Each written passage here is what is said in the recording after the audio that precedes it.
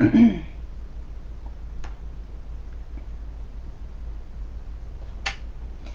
morning, everyone. Sorry I'm a minute or two late here. I was just getting set up and my camera wouldn't turn on, and then I realized that my camera wasn't turning on because I forgot to plug it in. That just tells me that I needed more tea this morning. So I'm going to give it just a minute, give everybody a couple minutes to pop on. But today we're going to talk about Molygon, which is a super fun tangle, and one that I actually use a lot, but I don't realize I use it as much as I do. It's become one of those tangles that I throw in without even realizing I'm doing it. Good morning, everybody. I'm really glad you're here today. I am already a little over-caffeinated, so this should be fun. But I like this tangle a lot. It is one that I've never actually tried to draw in other shapes. I don't know if it can be, and I'm not going to try that today. But if anyone does, I would love to see what you do with it. But the shape that Molygon uses, I always think of it as a moon shape, but it also could be like a banana or an orange slice. So just kind of some stuff to think about when you're maybe coming up with some ideas. So I have a couple things that I've already done for you to share today, just as some examples, and then I'm going to teach the basic tangle, and I'm going to show you a couple variations. So I see a couple new faces, so welcome. I am always glad to have new people here. I live in Buffalo, New York, where it is a gorgeous fall day today, and I am a CZT. So my classes are using the Zentangle method, and we're going to get started. I do these every Saturday morning at 11:30.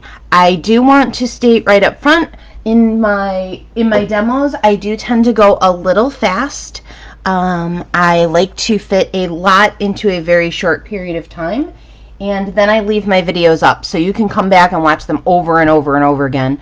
My live classes, or my in-person classes, I say in-person, my online classes, I don't teach any in-person classes at the moment, I'll do go at a much slower rate.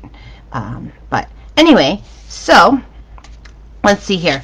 So first I want to show you, this is Molygon the way I draw it most of the time.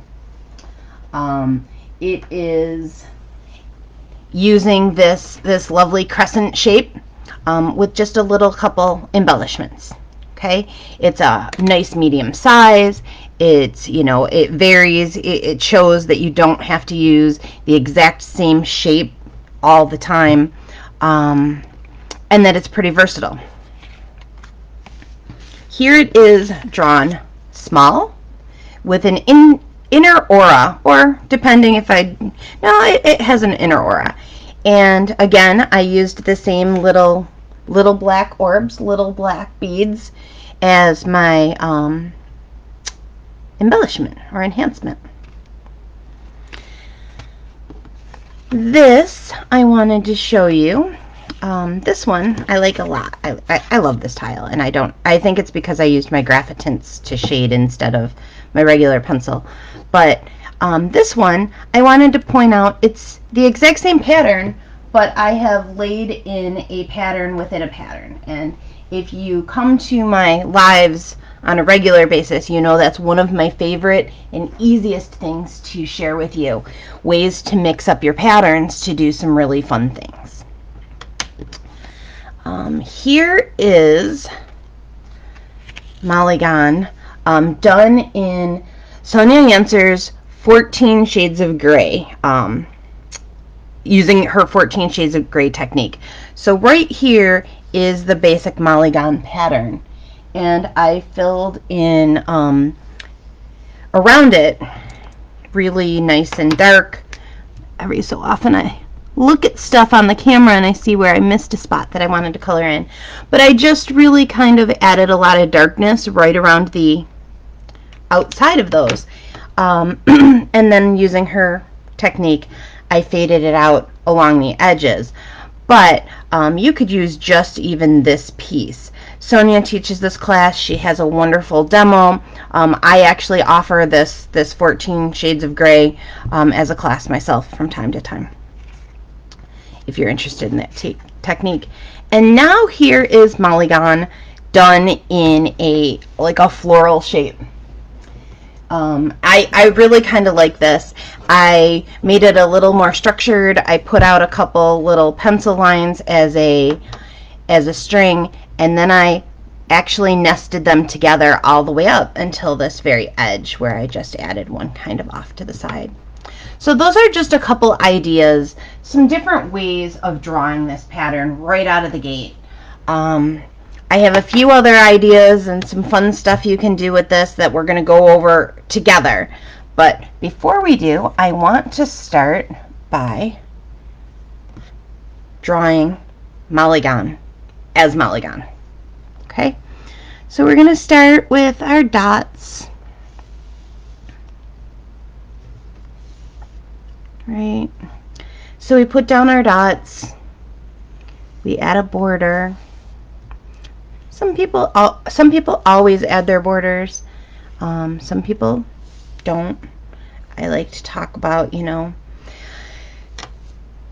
you develop your own style over time. I almost always add a border simply because I really love the look. You know, I tend to, when I'm tangling, I tend to stay true to the Zentangle method most of the time. But I really like that border that's added on there simply because it gives you a nice white space. It creates a frame. You know, there's a reason we mat our work, right? Okay, so diving in, Molygon.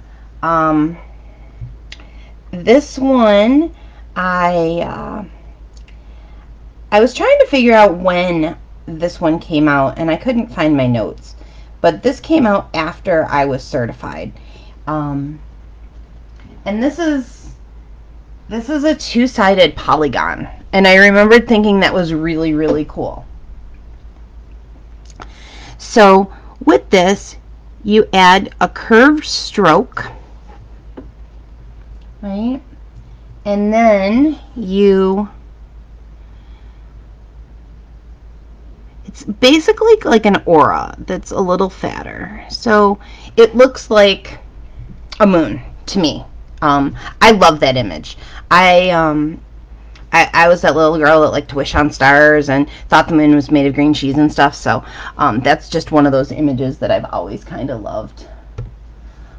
Oh, Barbara, I hate to hear so much about all the fire and smoke and everything.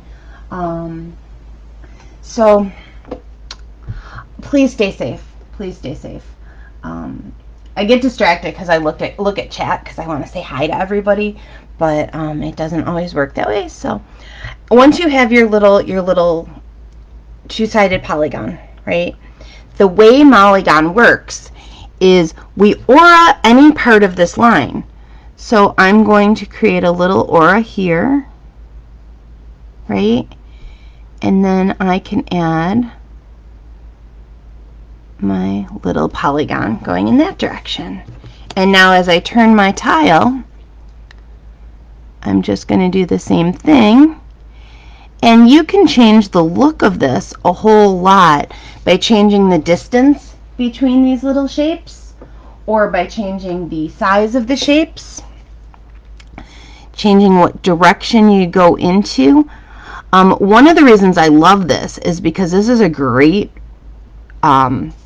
tangle to fit into kind of some of those little awkward spaces that maybe you have on a tile that you didn't know what to do with them, right?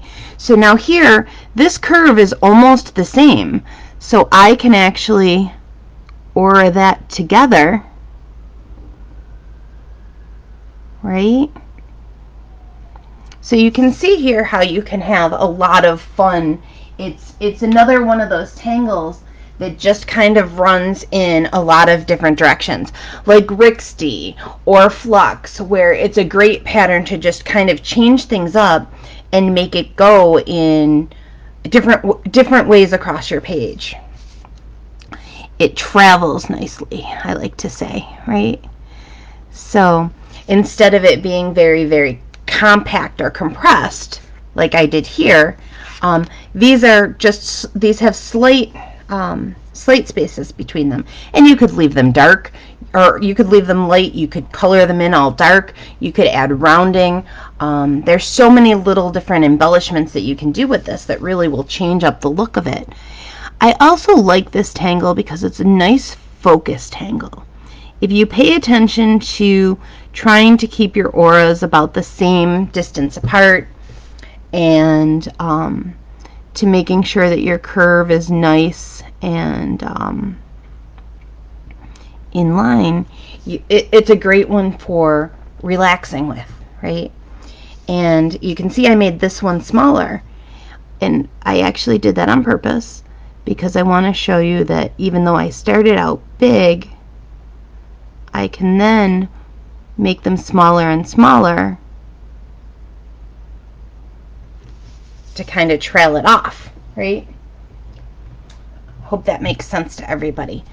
So once you have this kind of built in there, and I'm just going to draw a couple little ones, and as you can see, I just went in every little direction here. This is how you draw Molygon. Now you could shade it in a lot of different ways. I'm going to do a very simple shading. I actually want to add one more right here. There, I think that looks better. Yeah. This is one, like Rixty, that I have a hard time trying to figure out where I want to stop it. I start to play with it, and I really like, you know, I get in there and I just want to keep going. So keep that in mind, that this is one of those that doesn't necessarily have X number of lines that you need to do, and don't be afraid to leave white space. Anyway, with this one, I'm going to come in, and to shade this, I'm just adding a little bit of graphite right along the inside of that initial curve that I made on each one.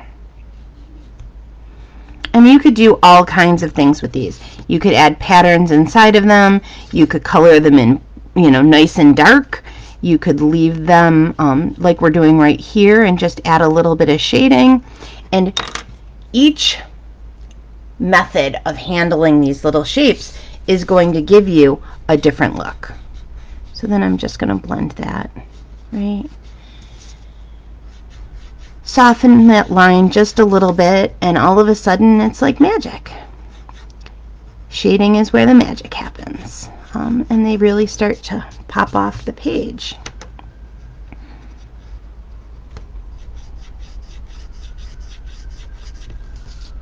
And you could add as much or as little as you like to this pattern. You could, you know, you could incorporate this into a tile, you know, with any type of string, and just use it in one section or use it in a whole bunch, right? So there we go. All right, so that is your basic Molygon. I often start it where I use an orb or something in this space right here, just to have something to kind of curve that line around. I didn't here, but I could have. And if it feels too empty, you can always go in and you can add other little bits and pieces of other tangles, things like that. And I'll do that later for when I put out the pattern sheet, so that you can kind of see where this went.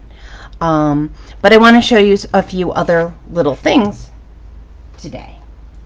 All right. I see that I have a bunch of people who have joined me. So good morning. Good morning, good morning.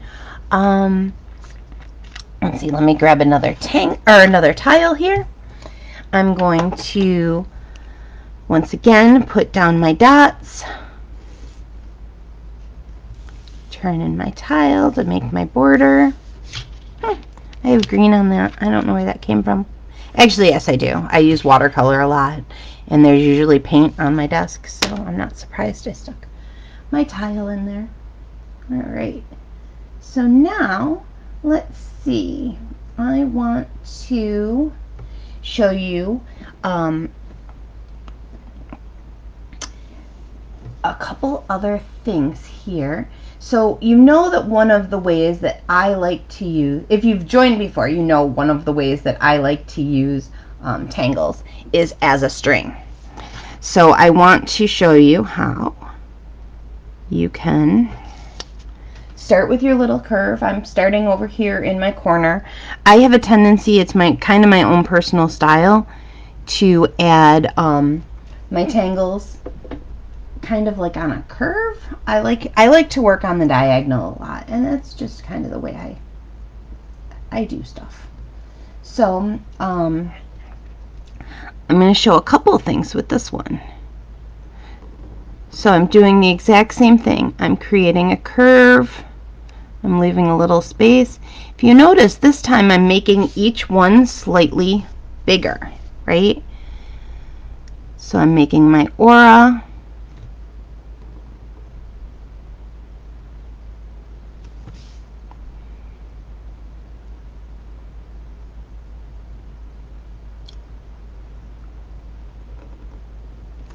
And I am making these divide my page.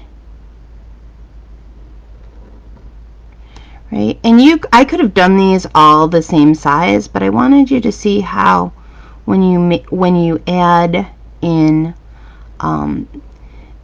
you know, when you vary the size of them, you get a much different look than that. Or here they are all done in the same size, right? So you can then come in and you can add patterns in these, right? So this is a string in and of itself. I have space for tangles on both sides. I could have, you know, brought this up this way and over here and had additional spaces. But I wanted to kind of make these big because, like I said, I like to show you as many things as I possibly can. So now I'm going to add an inner aura on each one of these. Okay, so I'm just auraing the inside of the tangle that I have here. So each of these little two-sided polygons now has an aura on the inside. I'm gonna need a new pen soon. Very hard on my pens these days, but that's okay. And I tell everybody, you know, find the pens that work for you. I like microns. I vary my sizes a lot. I also, I enjoy, sometimes I use my calligraphy pens, sometimes I use a fountain pen. Whatever you like. When you tangle, you should find the tools that you love, right? You should, you know, find things that work nicely together. Okay, so we have that, right? It doesn't look like a whole lot, but now I'm going to go in and I'm going to add some other patterns to this. So I could add in here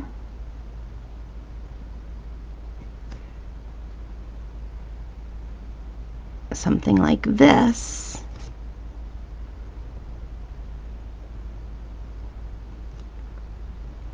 And now my tangle is going to take on a completely different look, right? Which is what these little explorations are all about, right? I mean, there's a million patterns out there, and some are more fun to draw for each individual person than others. Everyone has favorite tangles, and that's okay. I think that it's really, really important that we, you know, we all have our favorites and our mac and cheese that we come back to over and over and over, right? And with that in mind, we sometimes get so caught up in pattern collecting that we forget that we can use those tangles that we use all the time in new and different and exciting ways. So let's see here. What do I want to do with this? I'm going to aura these now. I love aura-ing. Aura-ing is the easiest way to make a pattern look very, very complex using just very simple pen strokes.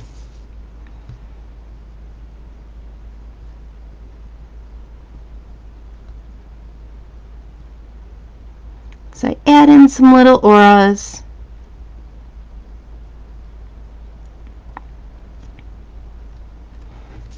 Right? And this is taken on a completely different look than this. I am going to come in here, and I'm not going to do this whole thing here, but I just want to show you a couple of these.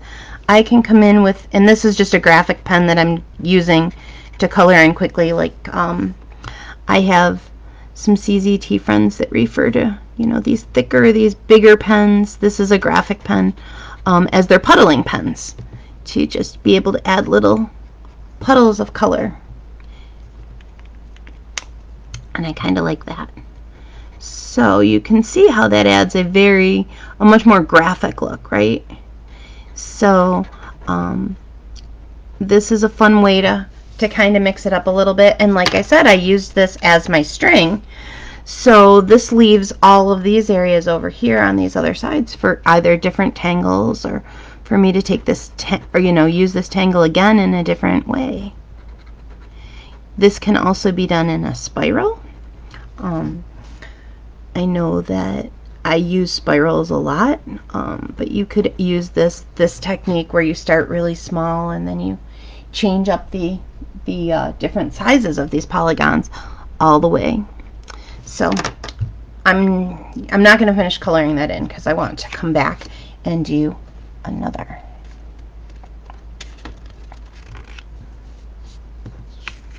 Yep, I definitely spilled watercolor. That's okay. I don't mind. Alright, so now I'm going to do my dots.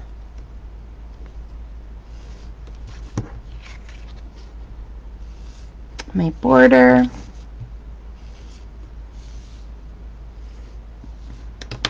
And then I am going to take a sip of my tea and just take a quick peek over at the chat. Good morning, Yvonne. It's good to see you. It's good to see everybody. I hope that everyone's having a great morning and that it is a nice day where you are. I'm loving that it feels like fall. All right. So another way that we can use this is kind of like here where I nested them together, right? I can now come in and I'm going to use them.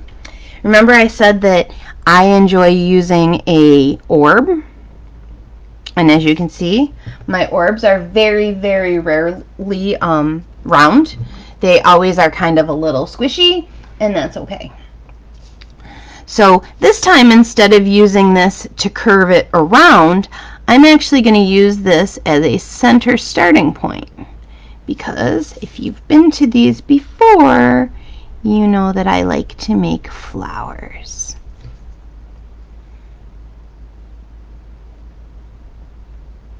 So I'm using that center as kind of a connection piece, and then I'm just adding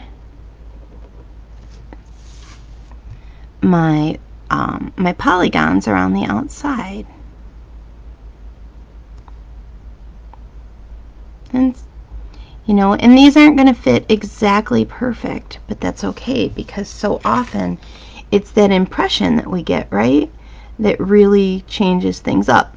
And by changing the sizes and the and you can, if you want to, if it works better for you, you can change up where you're auraing too.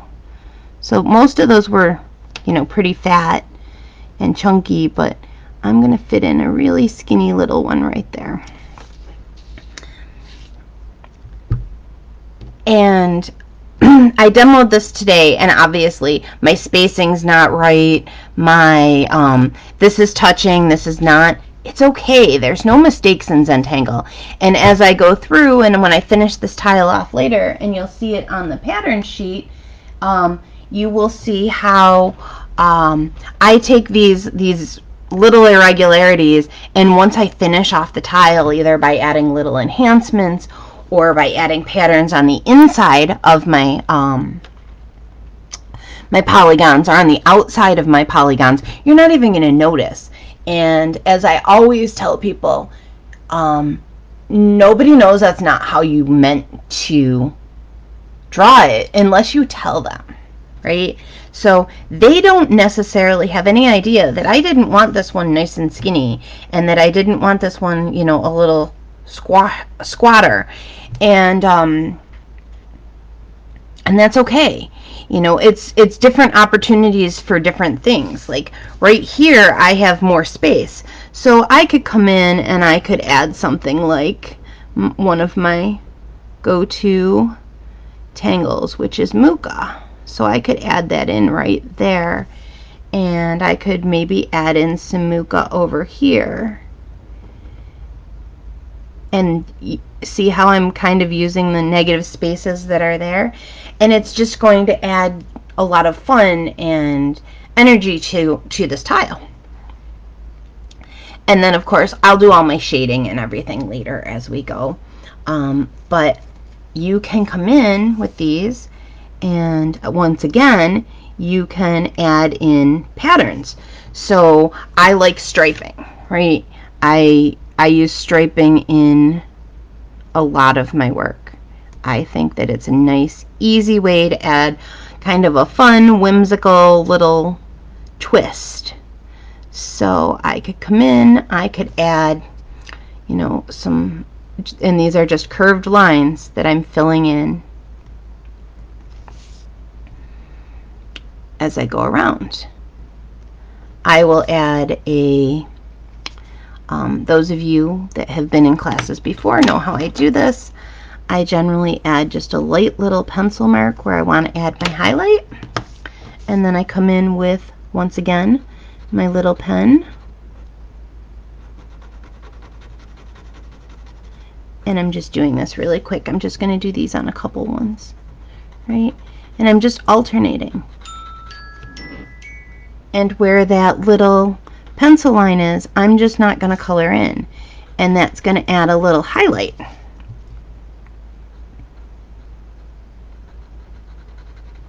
Nice and quick and easy. Again, I have my fatter pen. If I was doing this as a, you know, as part of my Zentangle practice, I would be taking more time, and I would be coloring these in mindfully and really just enjoying the time that it takes. I love this coloring part. I know some people find it tedious. I love it. I like to actually do it with my, I usually use a 2 or a 3. I don't usually do a lot of coloring with my 01 because, like I said, I'm hard on pens. But I enjoy taking that time. You know, there's a reason that that whole coloring craze became a thing, and that's because taking the time to turn your paper to that pure black really is, there's a lot of peace and calm in doing that. And if you enjoy using a graphic or a thicker pen, by all means do that, because it will, you know, not everybody vibes with the same thing. So again, you can see how by changing up what you're doing, you're going to get a completely different look on each of your little polygons, right?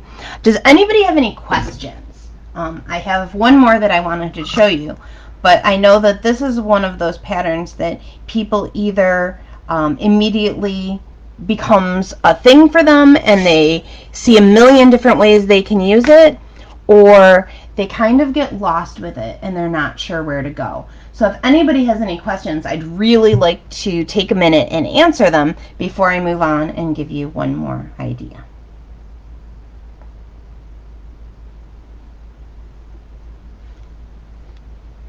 And then if you don't know, later on today, I will put out a pattern sheet that shows these tangles that I have done, and you can just use it as a little reference. And I'll put it on Instagram, and I'll put it in the comments on this live, and I'll actually post it as a standalone on its page. All right, it doesn't look like anybody has any questions, so that's good. That means that I didn't wander off track because it's a Saturday morning and I didn't have enough tea yet. And I explained it in a way that makes some sense to you, I hope. All right, so I am going to come in. I'm going to add my border. I must have been going to use this tile before because I've already got dots in my corners. I might have just done it a minute ago without even realizing it. So now I am going to do something a little different. We are going to use Molygon as a fill. So I'm going to very quickly, I'm going to add in some big orbs, and I'm going to use the hollow bomb method to make some look like they're behind and some just kind of stacked nearby. Okay, and now I am going to, and this is actually jetties, and I have once again, it's the second time, she must be on my mind today, I'll have to call her later. I have Sonia Answer on the brain. I learned how to draw this pattern from Sonia. So you're getting a bonus pattern right now, and I'm just doing it kind of quickly. But this is jetties, and I had always struggled with this pattern for some reason. It just never looked right when I did it. But then she showed me how she did it, and the rest, as we say, is history. So I'm only going to do this on 2.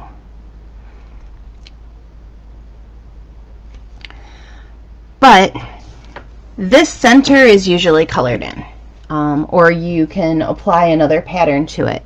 But I wanted to do it today because I wanted to use Molygon as a fill pattern. So I wanted to show you how you can take really any pattern and use it both as a string and as a fill.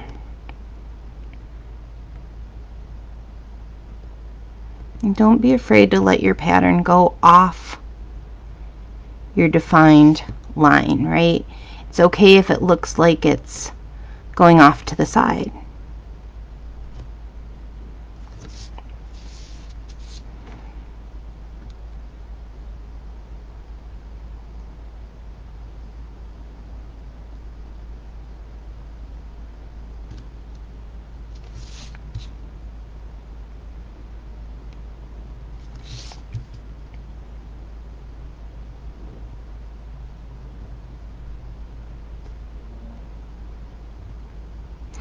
And you can see that you get a fun little design going on there, and this, something like this, looks completely different than something like that. So I'm a little off screen, sorry, I tend to do that a lot. But so I hope that those give you some ideas, and that these have given you, you know, new ways to think about not just this pattern, but really every pattern that you're going to use. Not every pattern is going to be perfectly suited for, you know, turning it into a flower. But there are very few patterns that you can't put inside another pattern, right? So I encourage you to play with your patterns, to not be afraid to try new things. It's paper. It's just, you know, and you might be using really nice paper. You might be using tiles, which I love.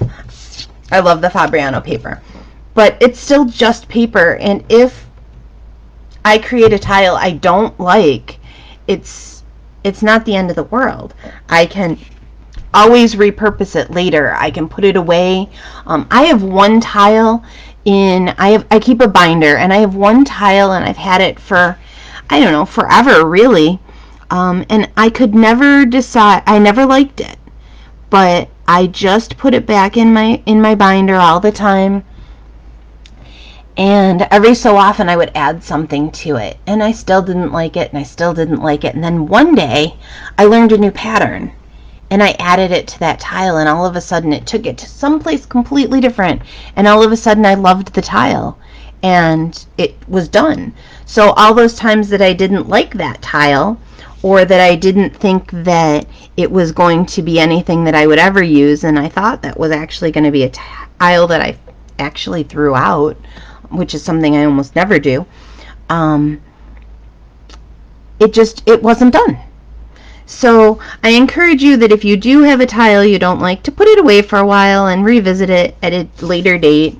But that even if you never like it, it's okay. It's still just paper. So play with it. Try something new. Go in a new, different direction, and really see where it can go. You know, I used Molygon here as a fill for another pattern, but I could come back into this, right? And I could even now, and I'm going to do it right here, I could come in and I could add a pattern within a pattern, right? So now I've added some orbs in a pod, which is another pattern, inside my Molygon, inside my jetties. So we have like patternception going on. So, and you can see how with all of these different abilities to stack patterns on patterns on patterns, that you end up with limitless possibilities. You can do almost anything with these. And that's one of the reasons that I love Zentangle. I love to introduce this to people who have never picked up a pen before, or who never thought they could draw, and show them that you can take one pattern and you can make all of these different things. And it's so exciting to see people just kind of light up with that. So with that, I'm going to wrap up for today. I usually try and keep these, when I first started doing these, I said they were going to be 15 minutes long. They were just going to be a quick demo. And then they morphed to about a half an hour, and now I try and keep them under 45 minutes. But I know that not everybody has all day, especially on a Saturday, to sit here and draw with me. So I want to wrap this up, and you can join, you can join me every Saturday at 11:30 Eastern, and I will have one out. If for some reason there isn't one posted, and I do have some stuff going on in my family life that may every once in a while pop up, but if there isn't going to be a live, I will put a note up just saying that it won't be here. But it's every Saturday morning. I see someone just asked how to subscribe. You can go to my website at whimsybykelly.com, and you can join my newsletter there.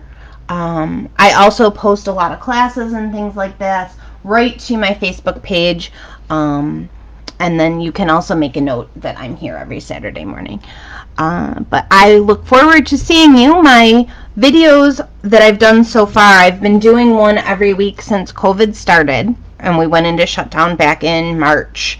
So I think I have 12 or 16 videos up right now that have different patterns, and I don't take those down. Those are there for your reference, for you to pull those up and watch as many times as you like. So I hope everyone has a wonderful weekend, and that you make something really fun and really great, and I would love to see them if you want to drop them in the comments or send me a message. I'm pretty easy to find. I go by Whimsy by Kelly on Facebook, on my website, and on Instagram. So I will see you all soon, and everybody have a great weekend.